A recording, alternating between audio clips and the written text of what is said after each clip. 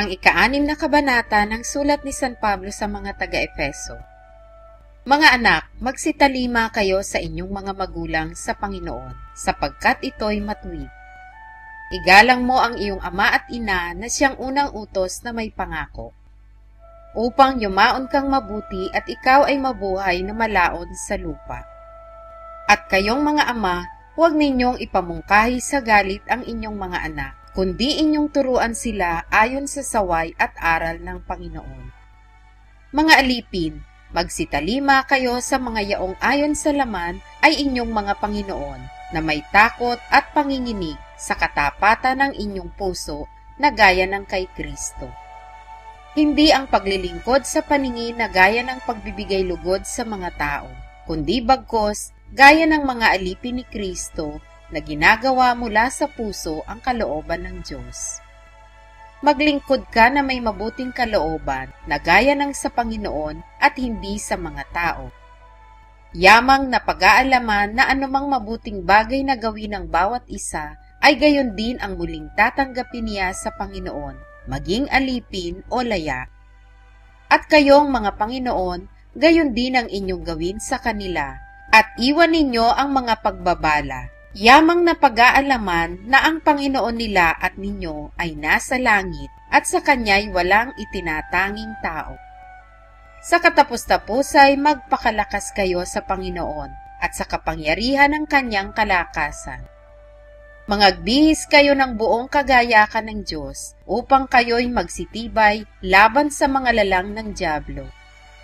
Sapagkat ang ating pakikibaka ay hindi laban sa laman at dugo, kundi laban sa mga pamunuan, laban sa mga kapangyarihan, laban sa mga namamahala ng kadilimang ito sa sanglibutan, laban sa mga ukol sa espiritu ng kasamaan sa mga dakong kaitaasan.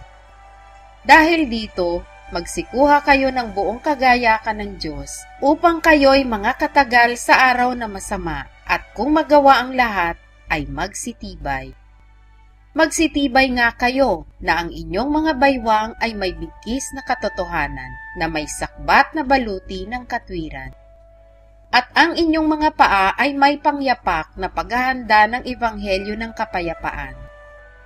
Bukod dito, ay taglayin ninyo ang kalasag ng pananampalataya na siyang ipapatay ninyo sa lahat ng nangagniningas na suligi ng masama. At magsikuha rin naman kayo ng turbante ng kaligtasan at ng tabak ng Espiritu na siyang salita ng Diyos. Na magsipanalangin kayo sa Espiritu ng lahat ng panalangin at daing sa buong panahon at mangagpuyat sa buong katiyagaan at daing na patungkol sa lahat ng mga banal. At sa akin, upang ako'y pagkalooban ng pananalita sa pagbubuka ng aking bibig, upang ipakilalang may katapangan ang hiwaga ng Ebanghelyo. Na dahil dito, ako'y isang sugong natatanikalaan upang sa ganito ako'y magsalita na may katapangan, gaya ng nararapat na aking salitain. Datapwat upang mga alaman ninyo naman ang mga bagay na ukol sa akin, at ang kalagayan ko, si Tikiko na aking minamahal na kapatid at tapat na ministro sa Panginoon, ay siyang magpapakilala sa inyo ng lahat ng mga bagay. Na siyang aking sinugo sa inyo sa bagay na ito, upang makilala ninyo ang aming kalagayan at upang kanyang aliwin ang inyong mga puso. Kapayapaan nawa sa mga kapatid at pag-ibig na may pananampalataya mula sa Diyos Ama at sa Panginoong Hesukristo.